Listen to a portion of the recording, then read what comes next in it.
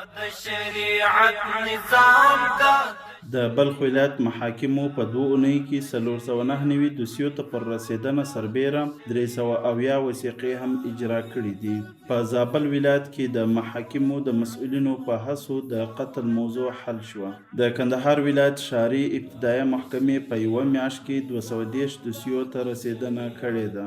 د کابل ولایت د مرافعه محکمې د نشهیي توکو او مسکراتو څخه د مخنیوي ابتدایه او اختصاصي محاکمو په 2 اونۍ کې 314 دوسیو ته رسېدنه کړې ده. د کونړ ولایت محاکمو په یوه میاشت کې 325 دوسیو ته پر رسېدنه سربیره 318 وثیقې هم اجرا کړي دي. د کابل ولایت محاکمو په یوه میاشت کې د 3219 دوسیو ته پر رسېدنه سربیره 3258 وثیقې هم اجرا کړي دي. د کندهار، فاریاب او کونړ ولایتونو د حقوقو امریتونو په یوه میاشت کې 1883 عرضپاڼو او دوسیو ته رسېدنه کړې ده.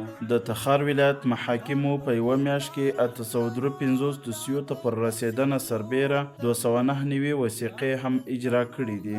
په کاپیسا ولایت کې پر 6 مجرمینو او متهمینو د تعزیري سزا حکم تطبیق شو. د کاپیسا ولایت محاکمو په 2 اونۍ کې 112 دوسیو ته پر رسېدنه سربیره 70 وثیقې هم اجرا کړي دي. بیا د امارت نظام